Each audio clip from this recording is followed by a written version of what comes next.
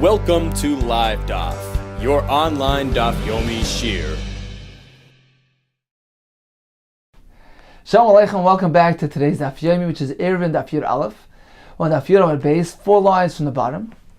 Says the Gemara, so we're getting back to our Mishnah, which told us, generally speaking, the entryway to a mavi must be 10 amas wide or less, because if it's beyond 10 amas, it loses its Pesach status, is regarded like a pirza, and as a result, one cannot carry in this mavi, which has been breached to Rishus Harabim.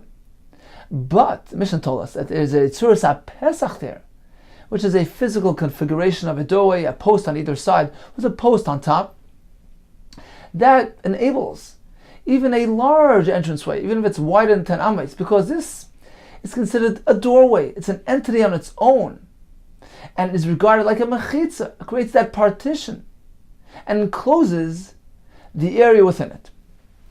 Says the more 4 lines from the bottom, Im yesh le tzuras HaPesach, if the entryway to the mavi features a tzuras HaPesach that acts like a mechitza, and therefore afal pi sherachav me'eser, even if the doorway is wider than 10 amos, ein tzorich lemayit, he does not need to narrow the doorway.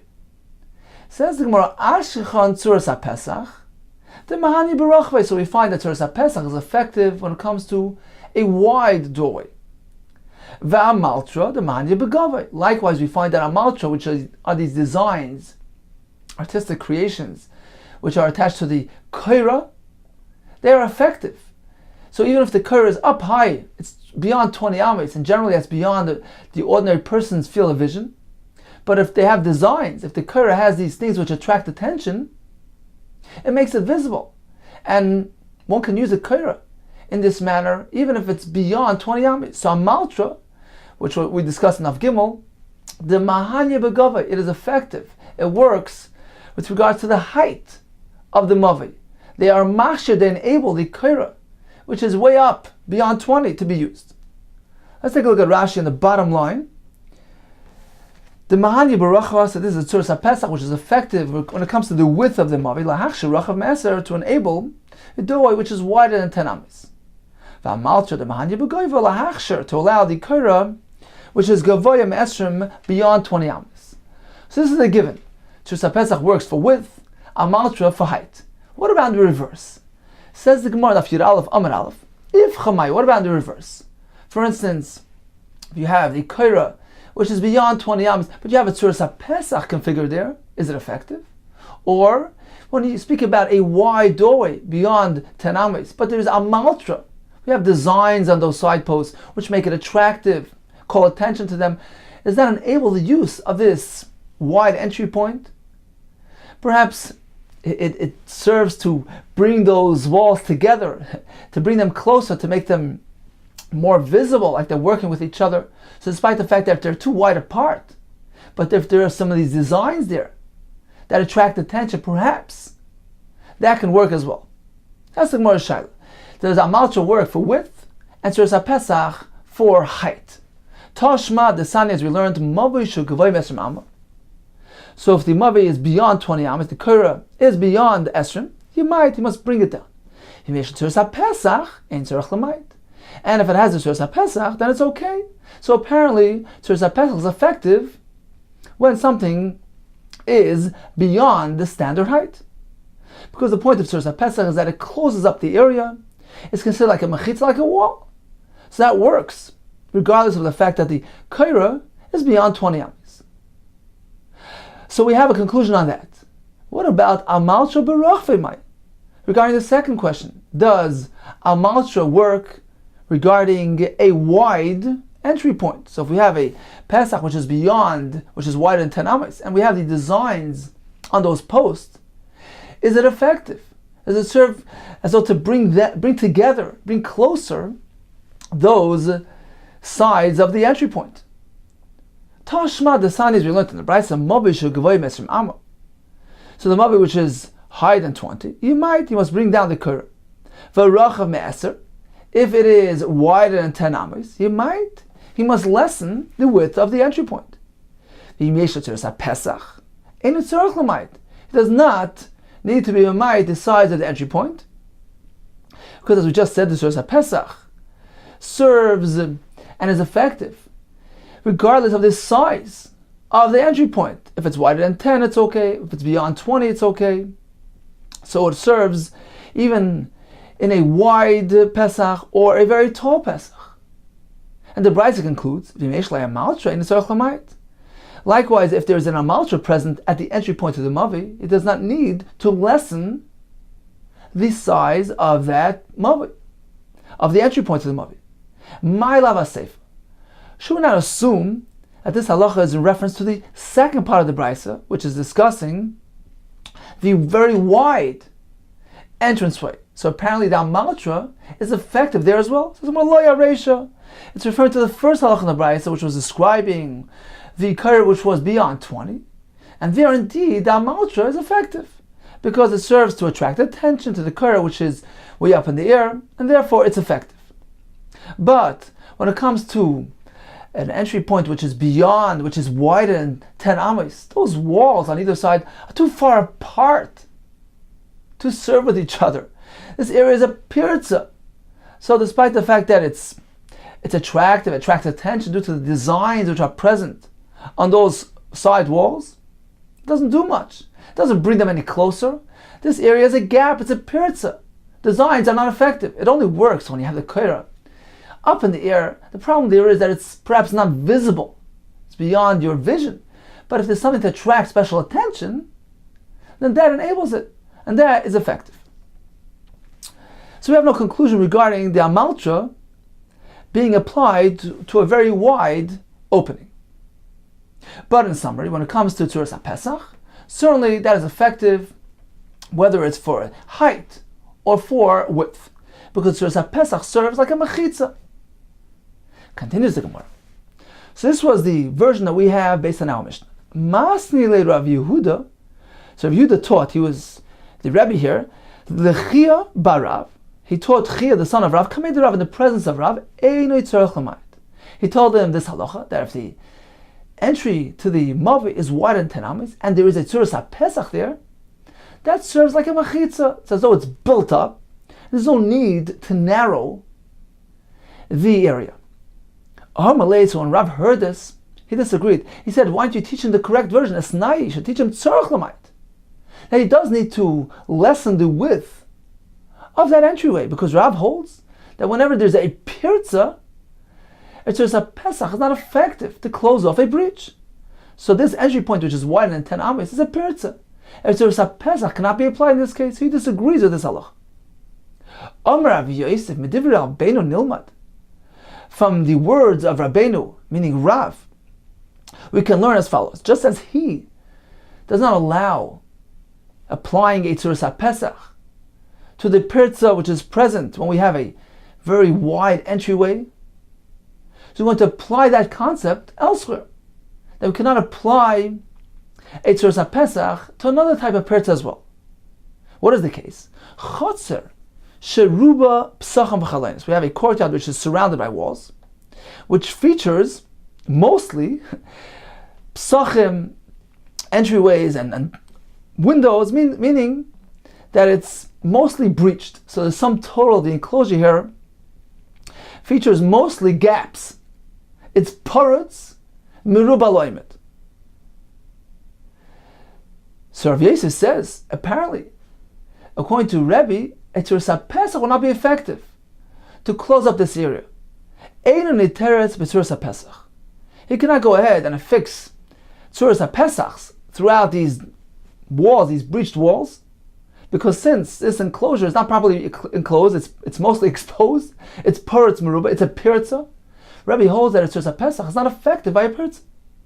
As he explains, my time and why. Since we find that an entryway to a mavi which is wider than 10 amis and is a pirza, so that's one example. So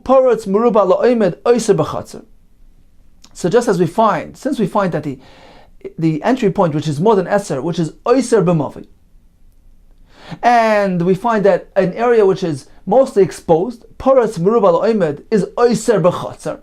It makes the chatzer aser b'total, since the sum total of the enclosure is more gaps, more openings, more breaching than built, parts Merubah L'Omed is Oyser by Chatzer. So we're going to compare these two versions of Pirza to each other. Ma Yoyser Me'eser Oyser B'Mavi, just as we find regarding the Pirza, due to the fact that the entrance to the Mavi is wider than 10 ames, and it is Oyser the Mavi. Eina Nita B'Tzuras HaPesach, one cannot enable it, cannot permit it through using a Tzuras HaPesach, which is ineffective by a Pirza, according to Rav. The same thing regarding this Chatzer, which is mostly exposed. Av parts Merubah L'Omed Oyser B'Chatzer. Likewise, the concept of parts, which is Merubah L'Omed. So when we have the sum total of the walls, which are mostly breached, it's called parts Merubah L'Omed. This is Oyser B'Chatzer, it's considered to be mostly exposed and not enclosed. So since it has a Pirza, Eina Nita B'Tzuras HaPesach, can now become mutter through applying a Tzuras HaPesach to enclose this area, through applying these physical configurations of doorways to close up those gaps. Because according to Rav, a Tzuras HaPesach is ineffective by a Pirza. According to Rav, we don't consider Tzuras HaPesach like a machitza, so it does not rectify a Pirza. Let's see Rashi inside the top line in the Amid. So Rav responded, Esnai Tzarech Lamai, teach him the correct version, that one needs to be memayit the width of the doorway, Afilu Yesher Tzuras HaPesach, and the Gemara continues, that Rav Yosef says, Medivri Rabbeinu, from the words of Rav, the Amar Tzuras HaPesach Le'mahanya, that it's not affected by this Pirza. If so, the courtyard, which is surrounded mostly by gaps, Sheruba Psachem Ba'arba Dafneseh, on the four walls, Einin Niteres B'Tzuras HaPesach. And the Chiddush here is, even if those holes are narrower, are 10 ames, they're not larger than 10 ames, it won't work. Why? Because the sum total is mostly exposure. It's Paretz Merubah. Just as Tzuras HaPesach is not effective, it's not effective. It doesn't help to turn into an area which is a gap which is more than 10 ames, which is a Pirza. It doesn't help to turn it into a Pesach. Likewise, it won't work by our case as well. It can't prove effective to a case where there's mostly gaps, even if those gaps are small size psachim, because the sum total, this enclosure, is mostly exposure. It's paretz merubah, has a breached area. So Tzuras HaPesach can't substitute for mechitza, can't create enclosure. That's Rav Yosef's chiddush. Just as according to Rav, Tzuras HaPesach can't be applied to a wide entryway, wider than 10 ames, because it's a pirza. The same thing will happen when an area is enclosed, encircled by walls which are mostly gaps, which creates a pirza. And Tzuras HaPesach cannot be applied. Continues the Gemara, perhaps there's room to differentiate between one deficiency, a Pesach which is wider than 10 ames, which in itself is too big to be a Pesach. So perhaps we can differentiate between there, where Tzuras HaPesach will not be effective, in contrast to a case where a place is enclosed by walls, which are proper walls. There's no one gap there which is wider than 10 ames. So despite the fact that the sum total of the enclosure equals mostly exposure, paretz merubah, perhaps it's different because each individual opening, each individual entranceway is not wider than 10 ames. So perhaps it's not as terrible as a wide open entranceway. Let's see inside. It says the Gemara, Mali Yosef Me'eser, Ha'eser B'Mavi. Perhaps the pirza which is greater than 10 ames, which is Oyser by the Mavi, perhaps that's inferior. That's worse. Shekain lo yitarta boy, itel paseh b'rois rameya. As we see that we don't allow by paseh b'rois. These are the posts which are constructed around the well, as we learned yesterday, to allow drawing from the well, which is Rishis HaYachid, to allow drawing from the water into Rishis HaRabim, to accommodate the animals of the Oile Regel. So Chacham allowed them to construct paseh b'rois, these posts, these twin posts on all four sides of the be'er. So the be'er is in the middle, and on all four sides you have these posts. So they're very incomplete mechitzos. They're merely encircling by being placed on all four corners, but there's large gaps in between them, and the sum total of the area within them is definitely not mostly enclosed, it's mostly exposed. and it's still mutter. But when it comes to the space between those posts, according to our mayor, that space is considered Pesach, and it cannot be wider than 10 amis. It's meant to allow the cows to go in and out, and the maximum width is 10 amis. Says the Gemara, we find that by possibilities, despite the fact that we're very lenient, we allow the use of this improperly enclosed area, a place which is mostly exposed. It's parts meruba, but when it comes to the size of the each individual gap, we don't allow it to be greater than 10 amis. So we see that a gap which is greater than 10 amis, this type of perza, is very serious, very grave. How could you compare the breach of Yosem Me'eser, which is Oiseh by Mavi, which seems to be a very serious type of perza? We don't allow it to be applied to Pasibiros Rav Meir. So the maximum we can allow by the Pasibiros is an entranceway which is 10 or less. But a perza, an entranceway which is larger than 10, is aser there. How could you compare this to the concept of Paratz Meruba? So walls which are a sum total, more gap, more unbuilt than built. Which is Oiseh by the Chatzar. But that seems to be less severe. Why? All agree that by those Pasibirois, one can make use, can carry in this enclosed area despite the fact that it's mostly exposed. So apparently,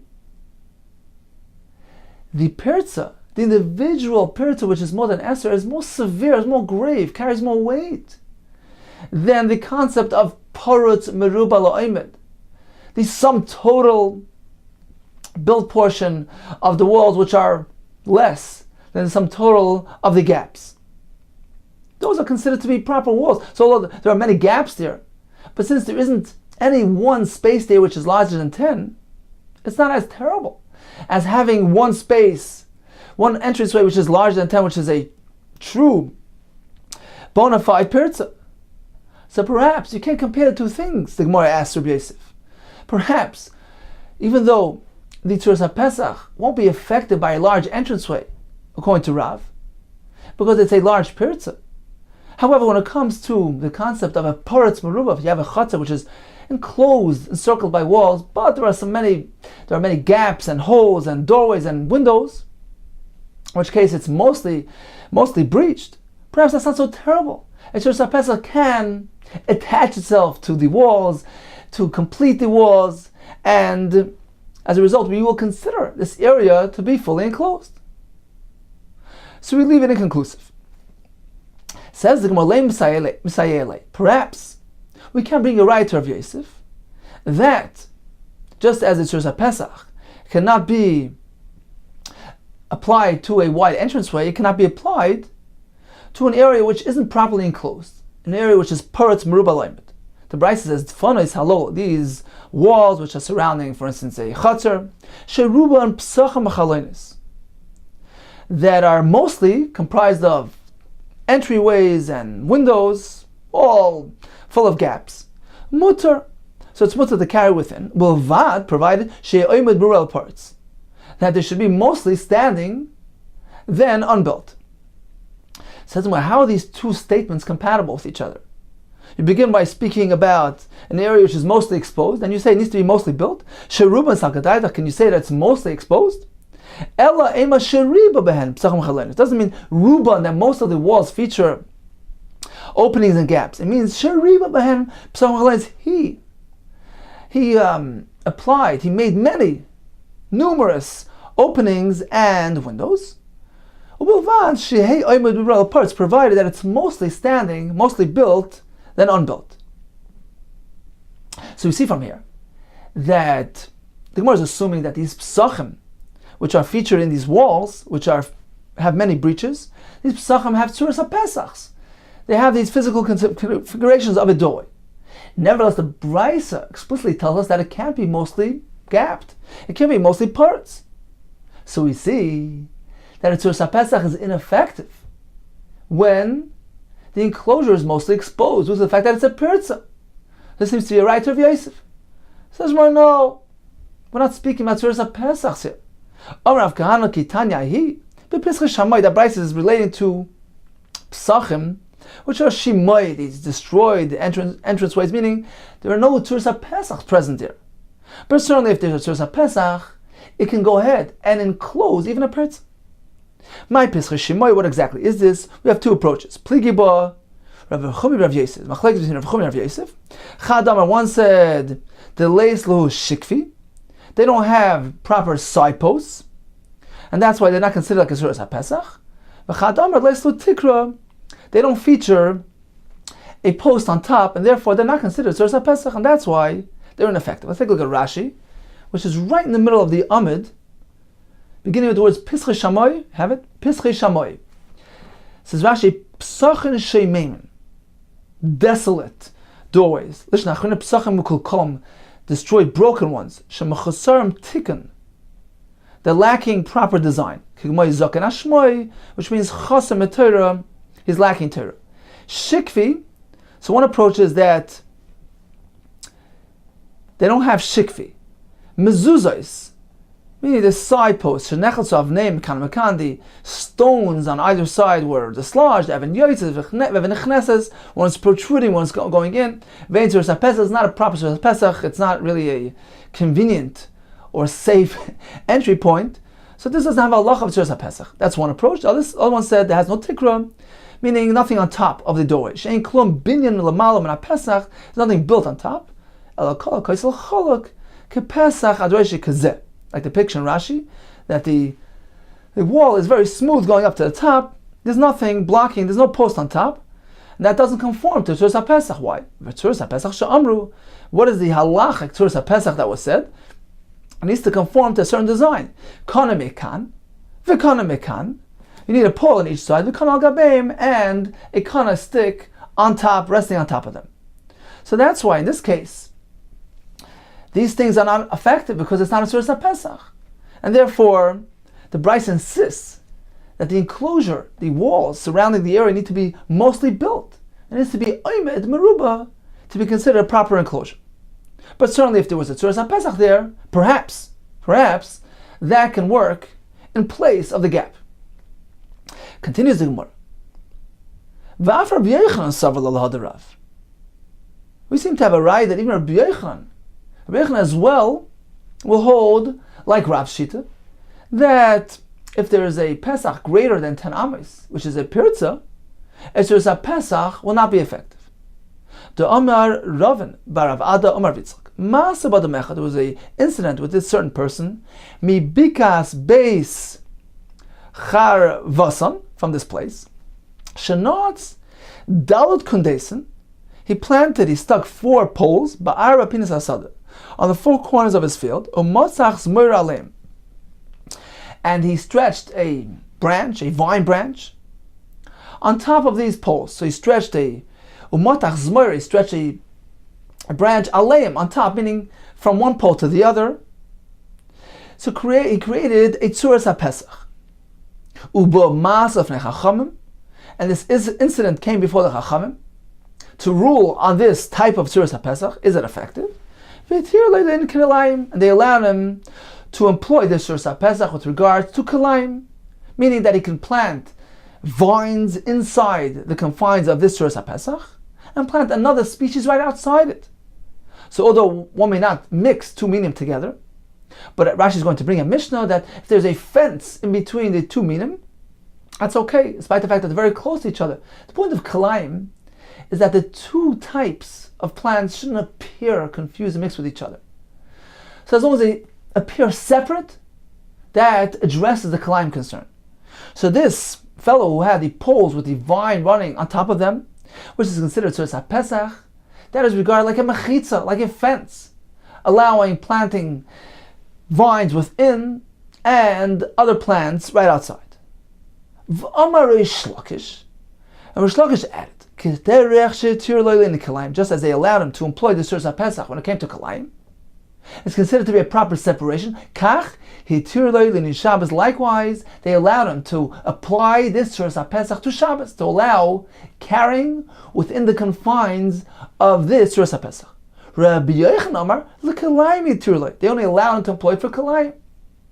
where this type of Tzuras HaPesach is sufficient. However, when it comes to Shabbos, the carrying within the confines of this Tzuras HaPesach, they did not permit him. Let's analyze. But my askina, what type of Tzuras HaPesach are we speaking about? Are we speaking that the top post, or in this case the vine, which was stretching from pole to pole, instead of being placed properly on top of those poles, which Rashi describes for us a minute ago, that the Tzuras HaPesach is meant to have a kana on each side and a kana on top, resting on top. That's a properly configured Tzuras HaPesach. So instead of doing that, he applied the top post on the side of these side posts. So instead of placing the post on top, to have it rest on top of the side post, in which case the whole configuration here joins and bonds and acts in unison, is considered to be one entity. They're all supporting each other, the side and the top, all considered to be one entity. So instead of doing that, which is the proper halacha mesina of Tzuras HaPesach, he applied the top post to the side of the side post. He stretched it like that. He had a side post, and he attached it to the side, and ran it from one post to the other. So this is not a proper Tzuras HaPesach. Is that what he did? That's worthless. If one built his Tzuras HaPesach in this manner, it's useless. Apparently he did it properly. He fixed the vine on top, rested on top of the pole, which is a proper Tzuras HaPesach. So let's analyze. We have a machlekes. Rabbi Shlakish says it's good for Kalaim and Shabbos, and Rabbi Yochanan says only good for Kalaim, not for Shabbos. Why is it not good for Shabbos? It's a proper Tzuras HaPesach. So let's take a look. How wide was the Tzuras HaPesach? Was it merely 10 amos wide? And what's the problem? If it was merely 10 amos wide, why would Rabbi Yochanan say in this case it can't be used for Shabbos? It's a proper Tzuras HaPesach. You have two poles, you have one on top, properly supporting each other. It's one entity of Tzuras HaPesach. It's like a machitza. It's 10 amos or less. What's the problem? Apparently we're speaking about a wide area. The Tzuras HaPesach was wider than 10 amos. And that's the reason why Rabbi Yochanan says you can't apply it to Shabbos, because he holds like Rav. Yes, a master, that's a pirza. A Tzuras HaPesach cannot adapt a pirza. It can rectify a breach. So apparently Rabbi Yochanan holds like Rav. Says Malay, no. La'olam be'eser. Certainly we're speaking about Eser Amos, no more. U'minat sad, however, it was placed minat sad, which is not a proper Tzuras HaPesach. U'b'der Rav Chizda kamivlagi. The machlokes between Rabbi Yochanan and Rish Lakish is this very halacha of Rav Chizda, whether or not a Tzuras HaPesach can be built minat sad. Let's take a look at Rashi inside, 4 lines from the bottom. U'b'der Rav Chizda pligi. Rish Lakish less than Rav Chizda. He doesn't hold like Rav Chizda. He holds that even minat sad is considered to be a proper Tzuras HaPesach, as effective even for Shabbos, considered a mechitza. Rabbi Yochanan is like Rav Chizda. He holds like Rav Chizda. However, because Savar he holds ki ha'amar Rav Chizda l'Shabbos. Rav Chizda is strictly referring to Shabbos, which requires a proper mechitza, proper Tzuras HaPesach. Aval Kalayim, however, when it comes to Kalayim, afilu minat sad have a Tzuras Pesach. Even if it's minat sad, it's not a properly built Tzuras HaPesach. It has a din of Tzuras HaPesach. The Shabbos chamim b'Kalayim, but Shabbos is more stringent, has more requirements than Kalayim. Shabbos requires a mechitza, it needs to be properly enclosed, and only a properly built Tzuras HaPesach, where the top post is leaning on the side posts, they're supporting each other, it's considered to be one single entity, which creates that doorway, creates that enclosure, creates that separating factor. It's considered like a mechitza. Then it works. But when it comes to Kilayim, you don't need that much, as long as it appears like a separate area. Even if it's a Tzuras HaPesach minat sad, which appears like an entranceway, like a doorway, that's enough. As Rashi brought earlier, the Mishnah in Kilayim, which says that if there's a fence in between the two species, that's okay, as long as it appears separate. The point is that it shouldn't appear mixed up and one planting area. Continues the Gemara. We seem to have a contradiction between our Rabbi Yochanan and Rabbi Yochanan elsewhere. We seem to have a stira between Rish Lakish over here, which contradicts the Rish Lakish stated elsewhere. The Amar Rish Lakish Mishum Yehuda Bar Chanina. Muteres lenikalayim. Peah is the braided vine branch. So it's the same as we discussed. We have the poles with the vine branch stretching from one pole to the other, creating a tzuras HaPesach. Rish Lakish tells us in the name of his Rebbe that this type of thing is muteres lenikalayim avaloy l'Shabbos. It can be applied for kalayim to separate the two species, but it cannot be applied for Shabbos to allow carrying within it. So this is in contrast with Rish Lakish number 1, who told us that can be applied for Shabbos as well as kalayim.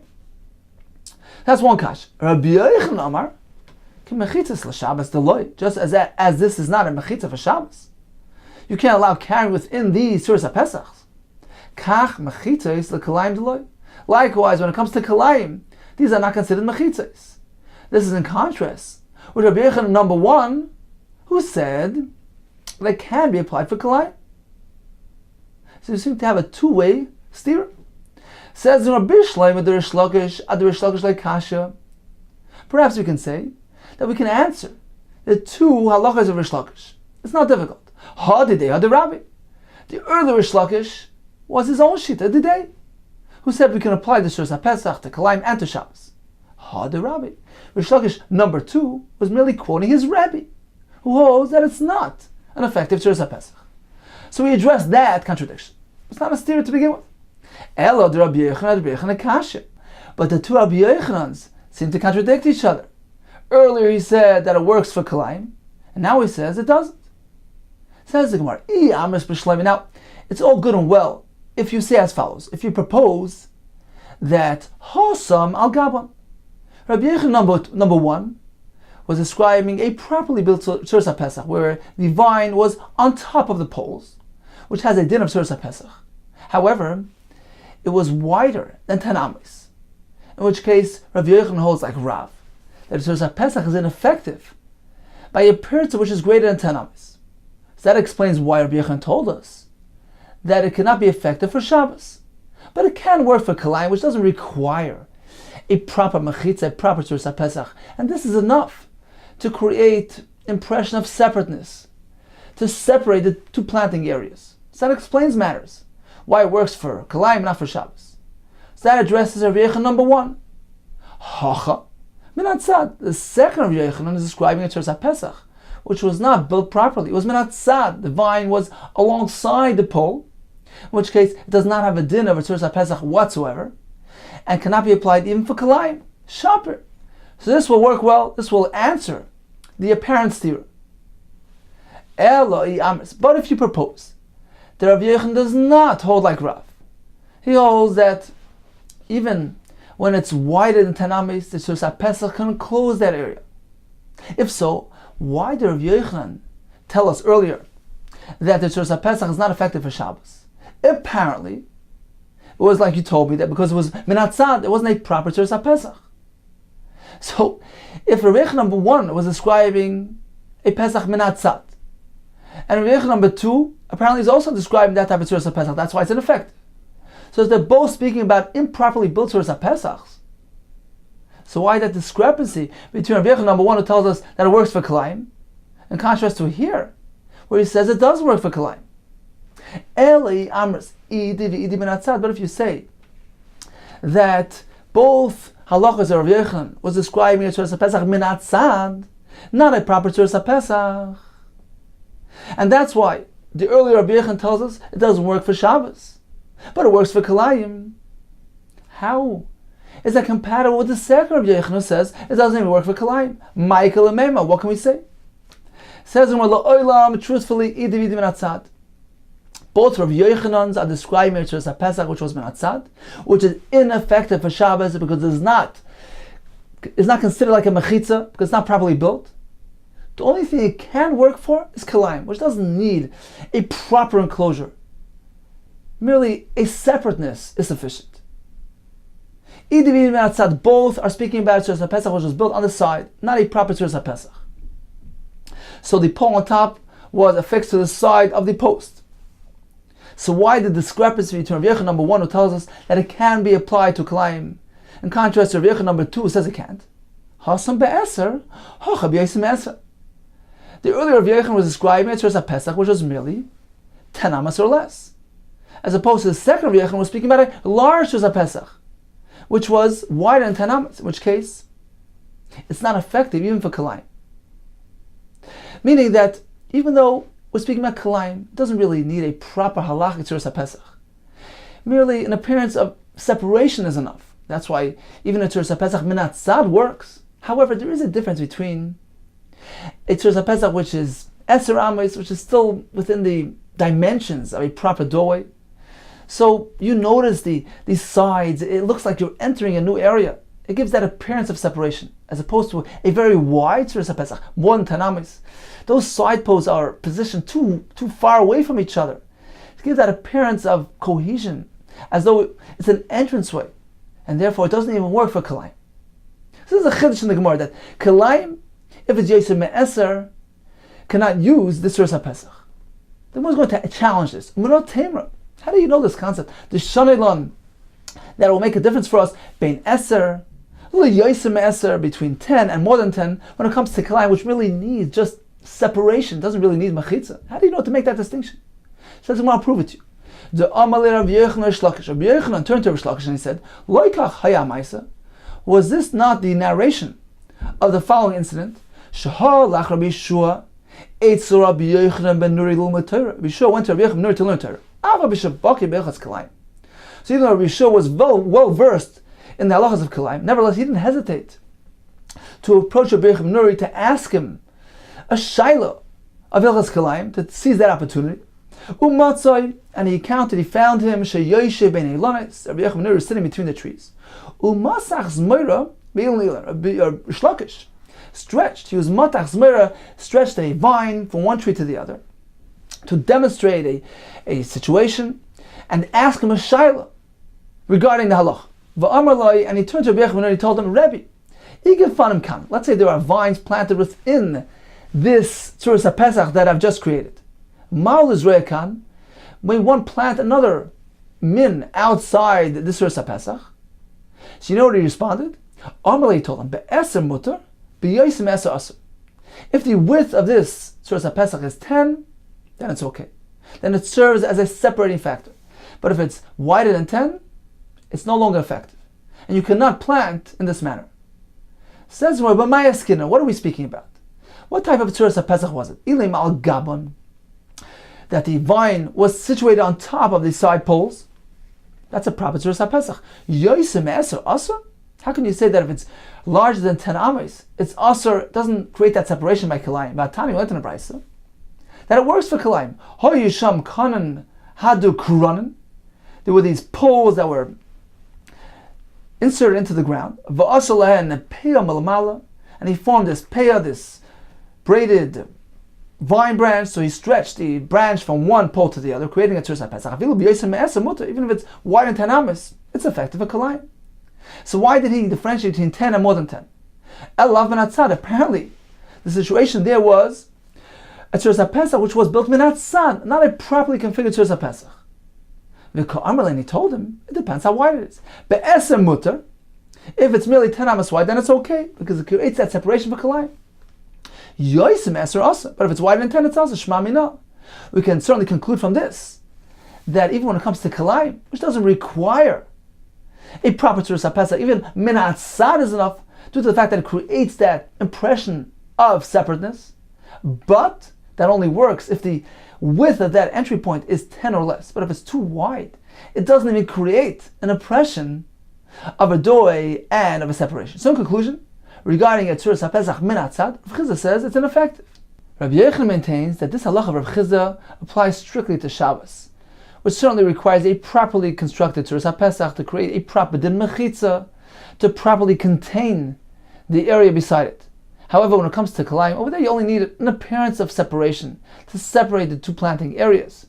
Therefore, says Rabbi Yochanan, if this Tzuras HaPesach min HaTzad is 10 amros or less in width, it won't apply to Shabbos, but can be effective for Kalayim to create that separateness between both planting areas. However, if it's wider than 10 amas, that won't even work for Kalayim because it doesn't even give the appearance of a doorway. Whereas Rish Lakish holds that if the Tzuras HaPesach min HaTzad is 10 amos or less in width, that can apply even to Shabbos. But if it's wider than 10 amos, in which case there are two negative factors. Number one, it's improperly built because it's minat tzad. Number two, it's too wide of a opening. That cannot be applied to Shabbos. However, when it comes to kilayim, even this can be effective because nevertheless, it still gives somewhat of an appearance of a separating factor, and therefore it creates that hefsek between both planting areas, and it's matter to plant one min on this side and another min on the other side. Continues the Gemara. Gufa, we just learned Amar of Chizda, Tzuras HaPesach she'asa min hatzad, lo yasa leklum. So if you constructed the Tzuras HaPesach sideways, with the upper pole, instead of resting on the side post, it was affixed to the side of it. Lo yasa leklum, he hadn't done anything, meaning it's ineffective. V'amar of Chizda, Tzuras HaPesach she'amru. The Tzuras HaPesach, which was taught as being a halachic Tzuras HaPesach, it needs to be strong enough to accommodate, to be able to support a door. So although an actual door is not needed, but it needs to be strong enough to theoretically accommodate a door. Tzricha shtei brio needs to be strong enough k'dei lahamed b'deles, to be able to affix a door to it. Afilu deles shel kash, even a lightweight door made of straw. Omer shlokesh b'shmur of Yanei, Tzuras HaPesach, tzricha heker tzir. It needs to have a heker of a tzir. A tzir is a hinge of a door. So it needs to appear like it can accommodate the door and the hinge of the door. What does this mean? My heker tzir amar avia avaksa means that it has to feature that hole in the ground by that doorway where they would insert the rod, this hinge which was protruding from the door, which would spin in this hole. So Tzuras HaPesach needs to have this hole in the ground in order to give the appearance of a proper doorway, that it could accommodate a door. Continues the Gemara, Ashkechinu Rav Acha Breda Rav Avia. Rav Acha Breda Rav Avia he encountered L'Talmidei de Rav Ashi, the Talmidei Rav Ashi, Amar Luhu, so he asked him, Amar Mar B'Tzuras HaPesach, Amar Mar Midi B'Tzuras HaPesach, did your Rebbe Rav Ashi say anything, teach you any halacha regarding Tzuras HaPesach? Amr Leis, they told him, no, he hadn't told us anything. So he offered them the following halach. Tana, we learned in the Brisa, Tzuras HaPesach she'amru. What is the proper Tzuras HaPesach? Kana mikan, a pole on one side of the doorway, v'kana mikan, a kana on the other side, v'kana al gabeim, and a kana, a pole on top of them. So that's the proper configuration of a Tzuras HaPesach. Continues the Gemara. Well, we have a question. Does the top pole need to actually touch the bottom poles, the side poles? Tzrichen liga, do they need to touch each other? Or ain't tzrichen liga, or perhaps there's no need for them to touch each other. Rav Nachman Amar, ain't tzrichen liga, they don't need to touch each other. So even if the top pole is suspended above the side posts, not actually touching them, that's okay. So although they look like they're acting independently, nevertheless, they join together to form a doorway, and they're considered Tzuras HaPesach. Rav Sheshes Amar, tzrichen liga, they need to touch each other. They need to appear like they're supporting each other, joining together as one entity to create that din of Tzuras HaPesach, that doorway, which is considered a mechitza. Continues the Gemara. Also Rav Nachman. So Rav Nachman proceeded. So he was the one who held that you don't need to actually touch. Va'avad uvda, he actually followed through with halacha l'maisa. Beirish galusa, he instructed the people of the Reish Galusa, of the head of the Golas, Kishmaita, in accordance with his Shita. So he instructed them to enclose an area. He allowed them to do it, even though the top pole was not actually touching and resting on the bottom poles. Amalei Rav Sheshes Hashami. So Rav Sheshes, who was the one who disagreed, who held that the top pole needs to actually touch and rest on the bottom poles, so he disapproved of this Tzuras HaPesach. So he instructed his servant, Amalei Rav Sheshes L'Shamei, whose name was Rav Gada, Zil, go ahead, Shloif Shadinu, pull out the poles and throw them away. Azal, so he went, Shalav Shadinu, he pulled them out and threw them away. Ashkechud V'Reish Galusa. So the fellows of Reish Galusa found him, they caught him. Chavshu, they locked him up. Hazar Rav Sheshes. So Rav Sheshes went, come above. He stood by the doorway and he announced, Amalei Gada, that was his name, Gada. Puk ta, go out and come. So now the people realized that it was actually Rav Sheshes who sent him, who was accountable for it. So they decided to release him. Nafak, He went out, v'asa, and he came. Continues the Gemara. Ashkechei Rav Sheshes, l'Rav Bar Shmuel. So Sheshes encountered Rav Bar Shmuel, Amalei, and he asked him, Tani Mar Midi b'Tzuras HaPesach, did you learn any halacha regarding Tzuras HaPesach? Amalei, in. So he said yes. Tanina, we learned in a brayz. Kippah. If there is a doy which is shaped like a dome, so it's wide on bottom, and it narrows as it gets to the top. Rameir Machayiv Mezuzah. Rameir says it needs to have a mezuzah. It's considered to be a Pesach, a doy. V'chacham Paitrim, they don't require mezuzah. The Brisa continues. V'shavan, they all agree. Shem yesh b'raglei asara, that if on the bottom portion, raglei means its legs, meaning where it meets the ground, and over there it's 4 tfachim wide, so the minimum size of a doy of a Shiur Pesach is 4 tfachim wide and 10 tfachim in height. Now this doorway here, this kippah, was 4 tfachim wide on bottom, but then it narrowed. And as it ascended, it narrowed and you only had an area of less than 4 tfachim. So the Brisa says that if on the bottom, the bottom portion of the door near the ground, which is 4 tfachim wide, there is actually a gap of 10 tfachim in height, so you have an empty space of 10 height by 4 width. All agree this is a proper doy. All agree shei chayeves, because it's a proper Shiur Pesach. So what then is the machlekes? Amar Abaye, he explained as follows. Hakol moedim, all agree in the following two cases that there will be no din Pesach, there will be no chiv mezuzah. Hakol moedim, all agree im gavoya asara, if the entire doorway is 10 tfachim wide. So the wide portion and the narrow portion are a total of 10 tfachim in height.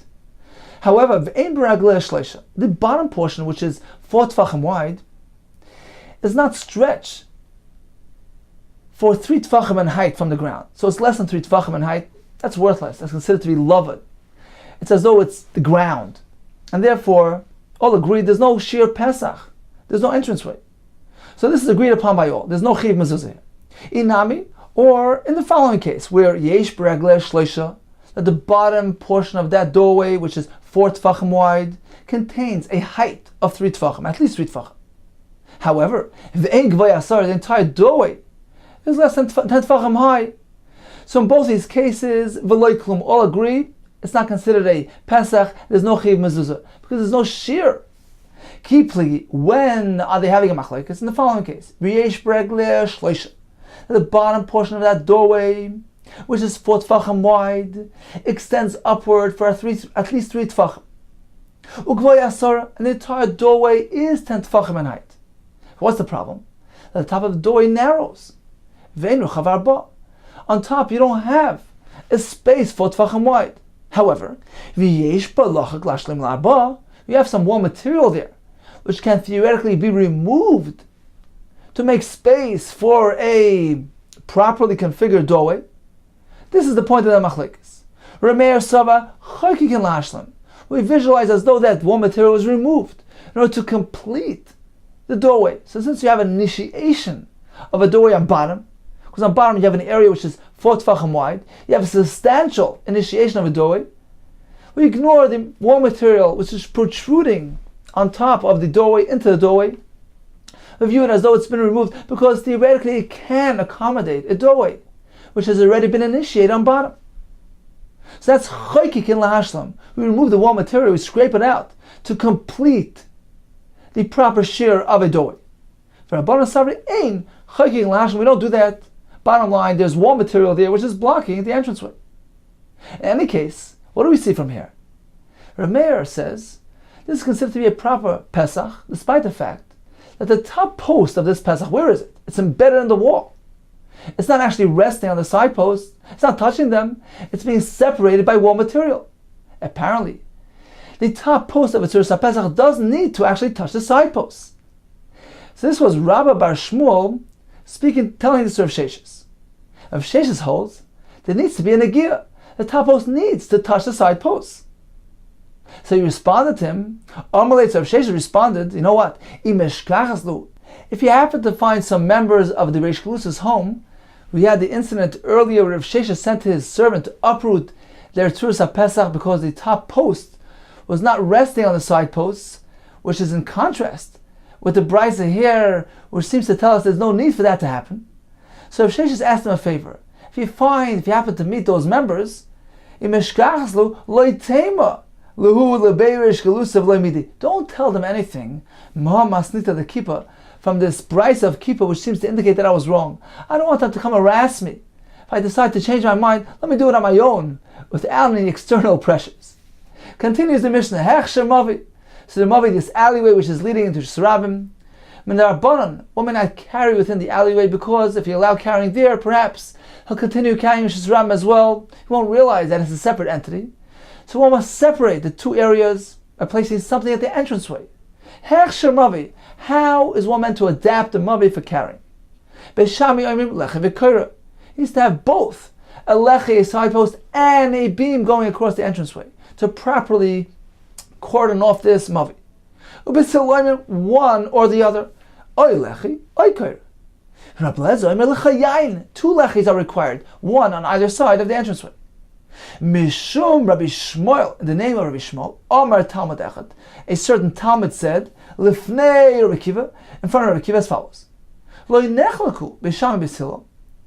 B'sham b'silo are not having any machlokes between themselves. If it's a small entranceway, al mavi shu pachas ma'arba amis. If the entire entranceway is less than 4 amis in width. In this case, all agree shu nitar oy belechi oy b'koira. It is permitted either with a lechi or a koira. Al manechlaku. When are they having a machlokes? When it's a wide entranceway. Al rachav me'arba amis v'adeser. Anyway, from 4 amis up until 10. In this case, this is machlokes. Shemeshami oimim lechi v'koira. You place a lechi and a koira to properly shut off that entranceway. Either one is enough. Rabbi Kiva, actually not. In both cases, they have a machlekes. Now the Gemara is assuming we're speaking about a mavi mefulish, an open-ended mavi, open on both sides of Shesarabim, and the Mishnah tells us a lechi and kaira are sufficient, which is in contrast to what we learned earlier in Daf Vav. We had a brisa speaking about a mavi mefulish, where Hanani tells us a door is required. Tanakama says a Pesach is required, which is incompatible to our Mishnah. Come on, who is our Mishnah following? The Loika Hananya, who requires door. The Loika Tanakama requires a Pesach. Amar Yehuda, Hachikama. This is what the Mishnah is speaking about. Hechsha Mavi Sasam Ketzad. How does one adapt an enclosed Mavi? We're not speaking about a Mavi foolish. Beishami Oimim Lechi v'Koira. Ubisiloimim one or the other. Oy Lechi v'Koira. Analyzes the Gemara. To properly close off that entranceway. Apparently, the Kasari Bishami hold in order for it to be considered a proper sechad minator, it needs to be closed off on 4 sides. Therefore, he needs to properly close off the 4th side, that entranceway, with a leche v'kira, which is considered a proper mechitza, to give a full enclosure. Is that the case? We need 4 mechitzas on 4 sides to be considered sayachid? No! Actually, 3 is enough. If there are merely 3 mechitzas, that's enough to be considered sayachid. So if one is standing in Shesarabim and throws something into there, he's chayiv.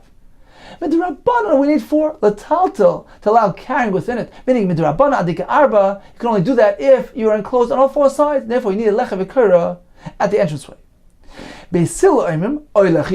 One or the other is sufficient, because evidently they hold that the entryway to the mavi doesn't need to be fully blocked off with a mechitza, because the mavi is already a self-contained entity surrounded by 3 sides with mechitzas, which make it a shayachid.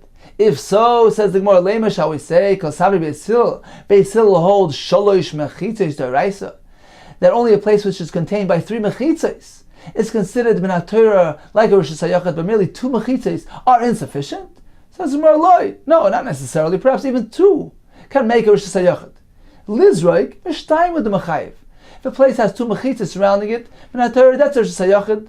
So if one throws into that area from the Shesarabim, he is chayiv.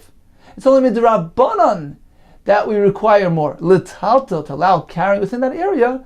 Adi kashalish, that's only allowed if it's fully enclosed. If it has 3 mechitzas surrounding it, so the 4 sides like the entryway, but otherwise it needs to be fully enclosed by 3 mechitzas to allow carrying within that area, midrabanan. Okay, time for a brief review of today's daf. We began discussing a Tzuras HaPesach, which according to the Tan of our Mishnah is considered like a mechitza, therefore it can be applied even to a entryway which is wider than 10 amis. According to Rav, it cannot. It can be applied to a koira, which is above 20 amas from the Mavi? What about if the upper post of the Tzuras HaPesach, instead of being above the side posts, was affixed to the side? It's minatzad. According to Rav Chizda, it's ineffective. Rabbi Yechon explains that only is regarding Shabbos. When it comes to Kilayim, it depends. If the doorway is 10 amos or less, then it will work. Rish Lakish says, in that case, it works even for Shabbos. When it's wider than 10 amos, it will work for Kilayim and not for Shabbos. Rav Shesha says the top post needs to actually lean on the side posts. Rav Nachum says it doesn't. What is the adaptation of a Mavi? The Shammai say Lechi V'Koyer. They still say one or the other. Rav Lezer says a Lechi on either side of the entryway.